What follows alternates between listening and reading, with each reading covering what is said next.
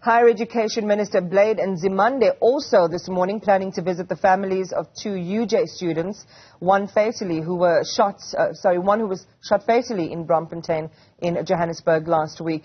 The minister will also give an update on some of the big issues relating to student safety. One student killed, another seriously injured by stray bullets in the city centre after gunmen opened fire on a parked vehicle in Braamfontein.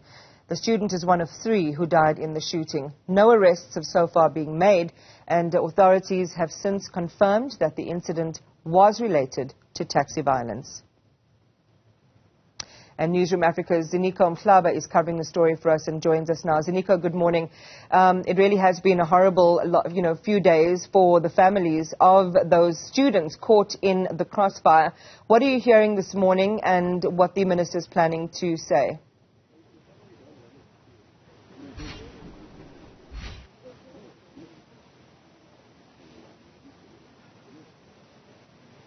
Good morning, Emmanuel. I can tell you right now that the minister just walked in here at this particular venue where he's expected to meet with the families of those two students. Remember that last Thursday, one student was fatally shot in a crossfire in Braamfontein just outside the University of the restaurant and in the city centre of Johannesburg, and one student is fighting for his life at Mhlaba hospital in Parktown. So the minister has dedicated this morning to meeting up with the families of these two students. I can tell you right now that we did see, like 5 minutes ago, one family being driven inside this particular place where he would be meeting with the families. Remember that, this is a property which the University of Johannesburg uses to meet with its guests. So today, this facility or this property is being used as a meeting venue of the minister with the two families. And we understand that the minister will be meeting with the family behind closed doors due to concerns and instructions or due to advice of the families who were not comfortable with the members of the media being present during that meeting. So we'll get a briefing after the minister has met with the two sets of families. We understand that after this meeting, the minister then will drive to the hospital where he'll be meeting or getting an update on the well-being of the student who's still fighting for his life who's in a very critical condition at Mhlaba hospital. That's when we'll get an opportunity to also engage and get an update in terms of what is it that he has been told by families. I understand that there are also, sensitive issues that relate to the funeral service of the students who unfortunately lost his life, but also getting a sense of the support. The student of the family of the injured students is currently in need also. That's the program so far. He's meeting with the two families behind closed doors just behind me. After that, we are driving to the hospital where the minister will be meeting with that student. I understand also that there are health professionals who are working for the university who are also in the presence of this particular meeting so that they can advise in terms of how far can the minister go in terms of accessing visuals or meeting with the students who's fighting for his life, but also advising the families in terms of the state that student is in currently. So that's the situation. We'll also get an opportunity then to get an update from the university's perspective in terms of how the students are doing. You'll remember that this might have been a very traumatic experience for the rest of the university, especially those who are close with these students. So we'll also get an update in terms of how they're doing and if there's any support that's been given or offered to the affected students who are close classmates, but also varsity mates of these particular students. So that's the latest from us. The meeting is continuing behind us, Iman.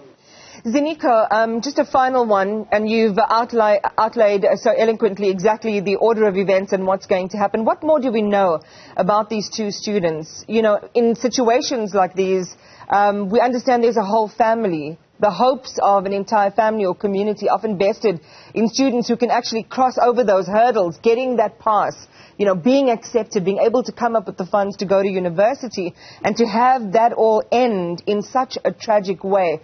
What more do we know about what they were studying, particularly the one that's now passed, what they were studying, and what their aspirations might have been?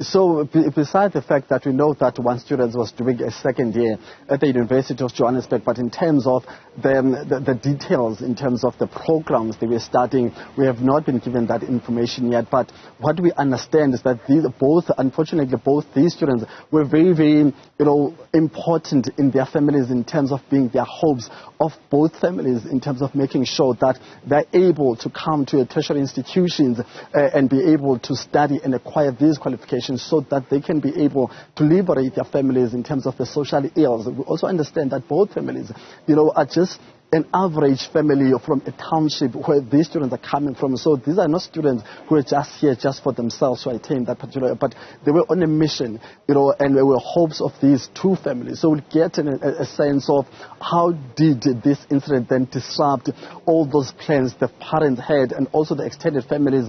Understand that one student actually was the first student to go into a university in a family, or in the entire family, including extended families. So you can understand the trauma and the devastation these families are going through. But we'll get those details once we engage with the family.